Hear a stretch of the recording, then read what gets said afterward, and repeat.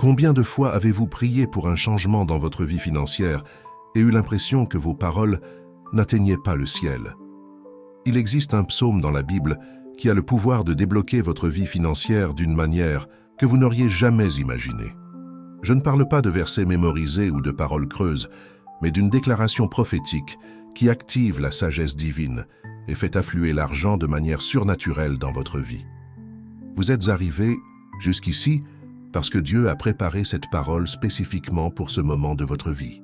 Le psaume 1, verset 3 dit « Il sera comme un arbre planté près d'un courant d'eau qui donne son fruit en sa saison, et son feuillage ne se flétrit point, et tout ce qu'il fait réussira. » Aujourd'hui, vous apprendrez à proclamer cette promesse de manière à transformer votre réalité financière. Préparez votre cœur, car une nouvelle saison d'abondance commence maintenant. Quand Dieu met sur mon cœur une parole de prospérité, il me rappelle toujours quelque chose de fondamental. Ce ne sont pas les circonstances qui déterminent votre richesse, mais la manière dont vous proclamez les promesses de Dieu sur votre vie. La différence entre ceux qui vivent dans la précarité et ceux qui connaissent l'abondance ne réside ni dans la chance, ni dans la naissance, ni dans les opportunités. C'est la façon dont ils se positionnent face aux promesses de Dieu et dont ils manifestent leur foi par la proclamation prophétique. Le psaume que je souhaite partager avec vous aujourd'hui n'est pas seulement un texte ancien. C'est une clé spirituelle qui ouvre des portes financières jusque-là fermées. C'est une déclaration qui aligne votre esprit sur celui de Dieu concernant la prospérité. Lorsque vous apprenez à prononcer correctement ces mots, quelque chose de surnaturel se produit. Votre état d'esprit se transforme, vos décisions s'alignent sur la sagesse divine et l'argent commence à affluer comme vous ne l'auriez jamais imaginé. Mais avant d'aborder cette puissante affirmation, je tiens à ce que vous compreniez un point essentiel. Dieu n'a créé aucun de ses enfants pour vivre dans la pénurie. La pauvreté n'est pas un signe d'humilité spirituelle. Le manque n'est pas une vertu chrétienne. Au contraire, lorsque vous vous épanouissez avec détermination, lorsque vos ressources sont entre de bonnes mains, vous devenez un instrument encore plus puissant entre les mains du Tout-Puissant. Le problème, c'est que beaucoup de gens ont appris à accepter la pénurie comme normale, à se contenter de moins, à croire qu'ils ne méritent pas plus. Mais aujourd'hui, cet état d'esprit restrictif sera brisé. Aujourd'hui, vous apprendrez qu'il existe un moyen biblique, puissant et surnaturel de proclamer l'abondance dans votre vie. Écrivez dans les commentaires « Je reçois cette parole d'abondance ». En déclarant cela, vous activez votre foi et montrez à Dieu que vous êtes prêt à recevoir tout ce qu'il a préparé pour vous. Cette parole transforme déjà des vies dans le monde entier. Si elle vous a atteint, c'est que Dieu prépare quelque chose de spécial dans votre cœur. Profitez-en maintenant. Elle renforce ce message et transmet cette vérité à davantage de personnes. Abonnez-vous à cette chaîne, car vous y trouverez des paroles qui vous rapprochent de Dieu et vous placent au centre de sa volonté. Chaque jour, de nouvelles déclarations prophétiques sont publiées pour apporter la prospérité dans votre vie. Ce que vous allez entendre dans la prochaine prière n'est pas une simple répétition de mots. C'est une activation spirituelle qui ébranlera des structures invisibles et libérera des ressources auparavant bloquées. Préparez-vous, car la prière la plus puissante pour débloquer votre vie financière est sur le point d'être libérée. C'est le moment de vous présenter devant Dieu avec foi et autorité. Où que vous soyez, à la maison, au travail, en déplacement, arrêtez-vous un instant. Sentez la présence du Tout-Puissant vous envelopper. Respirez profondément et ouvrez votre cœur pour recevoir une parole qui changera votre vie financière à jamais. Père Céleste, je me présente devant ton trône de grâce en cet instant, reconnaissant que tu es le propriétaire de toutes les richesses de la terre. Tu es celui qui donne le pouvoir de produire de la richesse, comme il est écrit dans Deutéronome, chapitre 8, verset 18. Seigneur, je te confie aujourd'hui toute ma vie financière. Je te confie mes soucis, mes dettes, mes craintes concernant l'avenir. Je te confie aussi mes rêves, mes projets, mon désir de prospérer avec détermination. Père, tu connais tous les besoins de ma maison. Tu sais le poids que j'ai porté, les nuits où j'ai perdu le sommeil à penser aux factures, les moments où je me suis senti perdu, incertain de la décision à prendre. Mais aujourd'hui, je déclare que tu es aux commandes. Tu es mon soutien, celui qui ne laisse jamais manquer de quoi que ce soit ceux qui se confient en toi. Seigneur, j'implore ta sagesse divine pour gérer tout ce que tu mets entre mes mains. Que je sois un intendant fidèle des ressources qui viennent de toi. Brise en moi toute mentalité de pénurie, toute pensée de limitation, toute peur qui m'empêche de prospérer selon ta volonté. Répands sur moi l'onction de prospérité, la sagesse de multiplier, la créativité de générer des revenus d'une manière que je ne peux même pas imaginer. Père, je déclare par la foi que des portes surnaturelles s'ouvrent à moi maintenant. Je déclare que des opportunités divines se présentent. Je déclare que les bonnes personnes, des entreprises prospères et des idées créatives sont libérées du ciel dans ma vie. Tu as dit dans Malachie chapitre 3 verset 10 que tu déverserais des bénédictions sans mesure. Aujourd'hui, je saisis cette promesse. Seigneur, brise toute malédiction financière qui a frappé ma famille. Brise tout cycle de pauvreté, tout héritage de pénurie. Que ma lignée soit désormais connue pour sa prospérité et sa générosité. Que mes enfants voient en moi un exemple de la façon dont Dieu prend soin des siens. Et je prie aussi pour ce canal, pour cette parole qui est diffusée. Puisse-t-elle atteindre les cœurs qui ont besoin de l'entendre, transformer des vies, activer la foi de milliers de personnes. Seigneur, utilise-moi comme un instrument de ta prospérité dans la vie des autres. Que ma propre transformation témoigne de ta puissance. Merci, Père, car je sais que tu as déjà commencé à agir. Merci que la réponse soit déjà en route. Merci que je ne serai plus jamais le même après cette prière. Au nom de Jésus, Amen. Sentez la présence de Dieu vous entourer en ce moment. Il a entendu chaque parole, chaque cri de votre cœur. Quelque chose a été libéré du trône de Dieu dans votre vie. Une nouvelle saison commence. Déclarez dans les commentaires « Seigneur, j'ai confiance en ta providence ». C'est votre confirmation de foi, votre réponse à ce que Dieu vient d'accomplir dans le monde spirituel. Mais la prière n'est que la première étape. Il vous faut maintenant comprendre comment cette foi se transforme en réalité concrète. Et cela se produit à travers une histoire puissante qui transformera radicalement votre vision de la prospérité. Laissez-moi vous raconter l'histoire d'un homme qui a compris comment appliquer la sagesse divine pour prospérer de manière surnaturelle. Il s'appelait Joseph, fils de Jacob. Vous connaissez peut-être son histoire, mais aujourd'hui, je souhaite vous la présenter sous un angle différent, celui d'un état d'esprit prospère et d'une gestion avisée des ressources. Joseph possédait un atout que la plupart des gens ignorent. Il savait interpréter les signes divins et traduire cette révélation en stratégie concrète. Lorsque Pharaon rêva de 7 années d'abondance, suivies de 7 années de famine, Joseph ne se contenta pas de les interpréter, il présenta un plan d'action. Il dit « Pendant les 7 années d'abondance, mettez de côté 20% de vos récoltes. Quand viendront les années de disette, vous aurez ce dont vous avez besoin. » Voici le premier principe que Joseph nous enseigne. La prospérité ne se résume pas à gagner de l'argent. Et il s'agit d'avoir la sagesse de gérer ce qui nous arrive. Joseph a transformé une révélation spirituelle en stratégie financière. Il ne s'est pas contenté de sa foi. Il a agi avec intelligence. Et le résultat, il est devenu le deuxième homme le plus puissant d'Égypte. Mais notez ceci, Joseph n'a pas prospéré malgré les difficultés. Il a prospéré malgré elles. Ces 7 années de famine qui ont détruit d'autres nations furent celles où Joseph accumula le plus de richesses et d'influence. Tandis que d'autres désespéraient, il thésaurisa. Tandis que d'autres mendiaient, il vendit. Tandis que d'autres perdaient tout, il multiplia ses ressources. Cela nous amène au deuxième principe. Les crises sont des opportunités déguisées pour ceux qui ont un état d'esprit prospère. Joseph ne considérait pas les années difficiles comme une malédiction, mais comme une occasion de faire preuve de sagesse. Il ne se plaignait pas des difficultés des autres, mais se préparait à être la solution. Et voici le troisième principe, le plus puissant de tous. Joseph a prospéré parce que Dieu était avec lui, mais Dieu était avec lui parce que Joseph respectait les principes divins.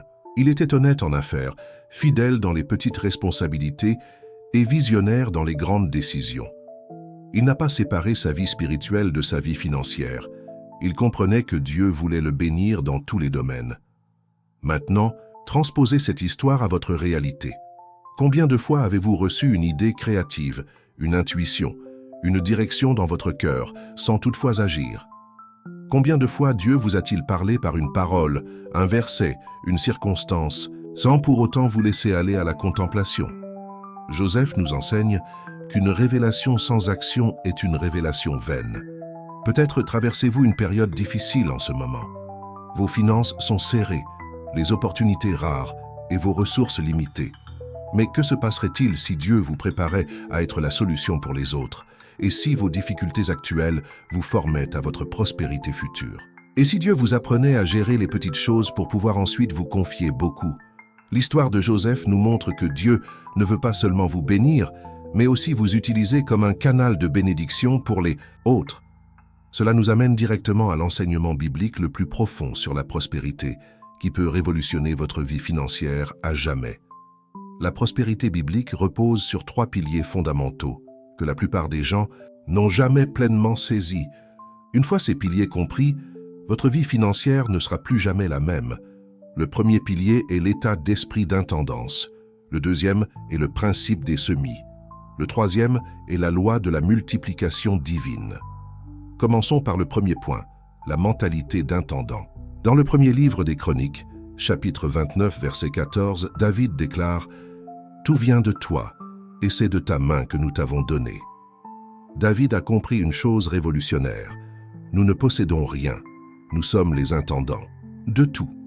Comprendre cela transforme radicalement notre rapport à l'argent. Un intendant ne se soucie pas de l'origine des ressources. Il sait que son maître est fidèle. Un intendant ne désespère pas en cas de crise. Il sait qu'il gère quelque chose qui ne lui appartient pas.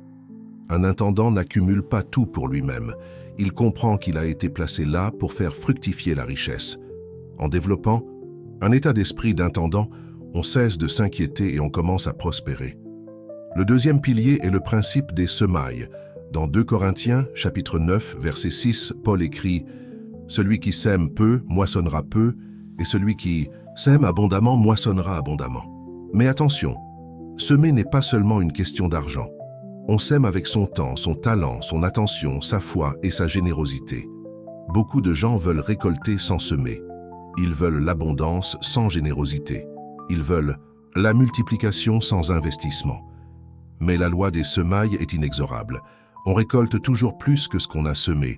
On récolte toujours après avoir semé. Et on récolte toujours la même chose qu'on a semé. Si vous voulez récolter de l'argent, apprenez à semer de la valeur. Si vous voulez récolter des opportunités, apprenez à semer des solutions. Si vous voulez récolter le respect, apprenez à semer l'intégrité. Ce que je vais vous dire maintenant peut tout changer. Savez-vous pourquoi tant de personnes qui prient pour la prospérité ne voient pas de résultats? Parce qu'elles essaient de changer l'extérieur sans transformer l'intérieur. Elles veulent que Dieu change leur situation, mais elles ne le laissent pas changer leur façon de penser. Il existe un guide puissant intitulé « Transformez votre état d'esprit et multipliez vos revenus rapidement » qui révèle exactement comment reprogrammer les schémas mentaux qui régissent vos décisions financières. Ce n'est pas une théorie motivationnelle creuse, ce sont des stratégies pratiques basées sur la parole de Dieu qui ont déjà transformé des milliers de vies. Le secret du succès réside dans ce guide, qui vous permettra de vous connecter plus profondément à Dieu, d'avoir un esprit transformé et créatif pour prospérer selon sa volonté. Cliquez sur le premier commentaire épinglé et téléchargez-le dès maintenant, car il pourrait bien être la clé qui vous manque pour débloquer votre vie financière. Et cela est directement lié au troisième pilier, la loi de la multiplication divine. Jésus prit 5 pains et 2 poissons et nourrit 5000 personnes. Mais attention, il n'a pas créé la nourriture à partir de rien. Il a multiplié ce que quelqu'un a apporté. Dieu ne multipliera pas ce que vous n'avez pas. Il multipliera ce que vous placez entre ses mains. La loi de la multiplication fonctionne ainsi. Vous apportez un peu, Dieu ajoute beaucoup. Vous apportez la foi, Dieu ajoute un miracle. Vous apportez l'obéissance, Dieu ajoute une bénédiction. Vous apportez la semence, Dieu ajoute la moisson. Mais vous devez apporter quelque chose. Dieu ne bénit pas les mains vides. Il multiplie les mains pleines de foi. Et voici le secret que peu de gens comprennent.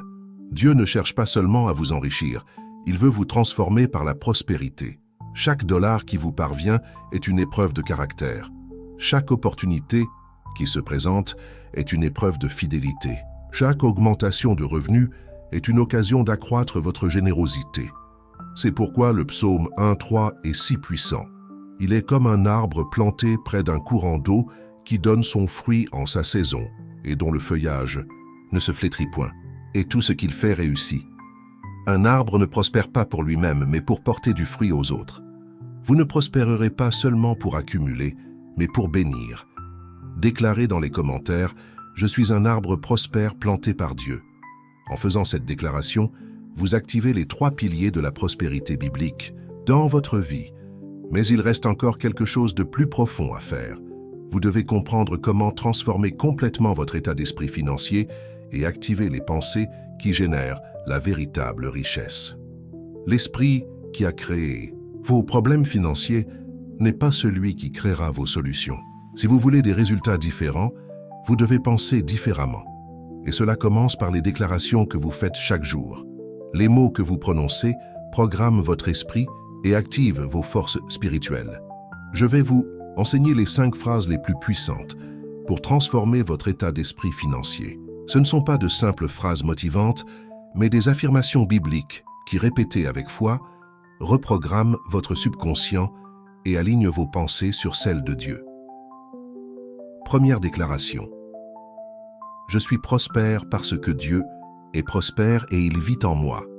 D'après le verset 2 de la 3e épître de Jean, je souhaite que tu prospères à tous égards. En déclarant cela, tu affirmes que la prospérité n'est pas une quête, mais une chose que tu es. Ce n'est pas une destination, c'est une identité. Deuxième déclaration, mon esprit est renouvelé par la parole de Dieu et mes pensées génèrent de la richesse. D'après Romains, chapitre 12, verset 2, soyez transformés par le renouvellement de l'intelligence. Votre esprit est le logiciel qui gère votre vie. Lorsque vous renouvelez ce logiciel, votre vie entière change.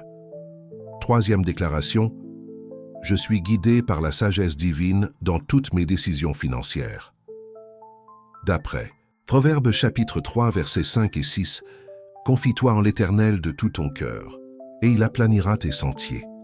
Les décisions sages produisent des résultats positifs. Lorsque Dieu guide vos choix, vous faites toujours le bon choix. Quatrième déclaration, je suis un canal de bénédiction, et plus je donne, plus je reçois, d'après Luc chapitre 6, verset 38. Donnez et l'on vous donnera. La générosité est un accélérateur de prospérité. Plus vous bénissez les autres, plus Dieu vous bénit. Cinquième déclaration, tout ce que je touche prospère, car les mains de Dieu sont sur mes mains. D'après le psaume 1, verset 3, tout ce que tu fais réussira. Quand Dieu est avec vous, l'échec devient impossible. Il peut y avoir des retards, mais il n'y a pas de défaite. Mais déclarer ne suffit pas. Il faut croire. Et croire ne suffit pas. Il faut agir. La foi sans les œuvres est morte, dit Jacques chapitre 2, verset 11. 26. Vos déclarations devraient produire des changements dans votre comportement.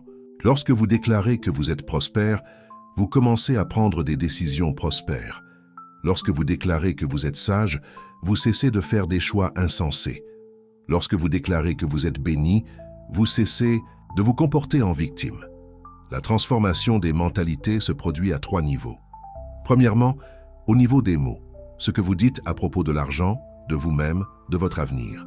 Deuxièmement, au niveau des pensées, comment vous interprétez les circonstances, comment vous percevez les problèmes, comment vous percevez les opportunités. Troisièmement, au niveau des actions, les décisions que vous prenez, les habitudes que vous cultivez, comment vous gérez vos ressources. Beaucoup de gens changent leurs paroles, mais pas leurs pensées. Ils parlent magnifiquement, mais continuent de penser petit. D'autres changent leurs paroles et leurs pensées, mais ne changent pas leurs actions. Ils parlent et pensent avec aisance, mais agissent avec aisance. La véritable transformation se produit lorsque ces 3 niveaux sont alignés.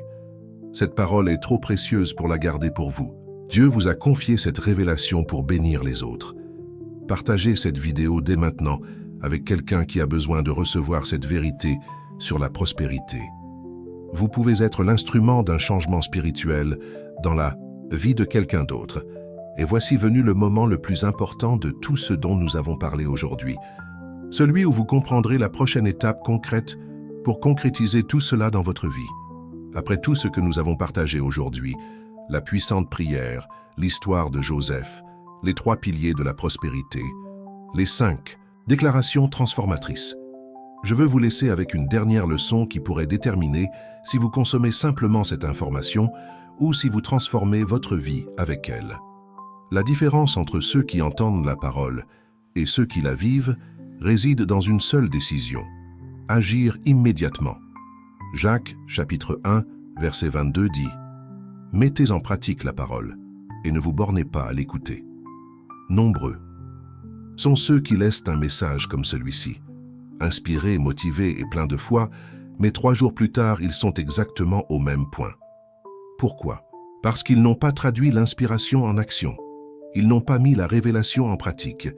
Ils ont traité la parole de Dieu comme un divertissement spirituel et non comme un enseignement transformateur. Alors, je voudrais vous poser une question qui pourrait changer votre vie. Que ferez-vous différemment aujourd'hui grâce à ce que vous avez entendu ici? Quelle décision prendrez-vous? Quelle habitude adopterez-vous? Quelle phrase répéterez-vous chaque jour? Quelle attitude changerez-vous? Rappelez-vous, Dieu ne vous a pas donné cette parole simplement pour vous informer. Il vous l'a donnée pour vous transformer.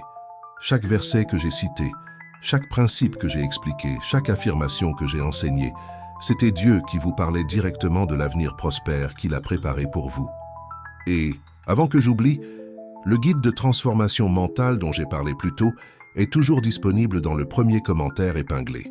Je ne sais pas combien de temps ce document sera disponible, mais si Dieu a touché votre cœur pendant ce message, il est peut-être temps pour vous de vous procurer cet outil pratique et de commencer à mettre en pratique tout ce que vous avez appris aujourd'hui. Si vous êtes arrivé jusqu'ici, écrivez dans les commentaires « Je choisis de m'épanouir avec un but ». Ainsi, je saurai que vous êtes engagé dans votre transformation financière. Cette parole transforme déjà des histoires à travers le monde. Aimez cette publication pour honorer la révélation que vous venez de recevoir et abonnez-vous à cette chaîne pour continuer à recevoir des conseils prophétiques chaque jour. Ici, vous ne trouverez pas seulement des informations, mais aussi une transformation grâce à la parole de Dieu. Savez-vous ce qui me touche le plus dans tout cela? C'est de savoir que Dieu vous a choisi pour entendre cette parole aujourd'hui. Parmi des millions de personnes dans le monde, parmi des milliers de vidéos que vous pourriez regarder, Dieu a dirigé vos pas jusqu'ici. Ce n'est pas une coïncidence, c'est un dessein divin. Il y a une raison spirituelle à votre présence ici. Dieu a voulu que vous entendiez une parole précise. Il veut transformer votre vie financière dès aujourd'hui. Et je crois que vous serez la preuve vivante qu'il est encore temps pour Dieu d'accomplir des miracles dans le domaine financier. Cliquez sur la vidéo qui apparaît à l'écran et continuez à activer les bénédictions de prospérité que Dieu vous réserve. Votre chemin vers l'abondance ne fait que commencer. Que Dieu vous bénisse richement.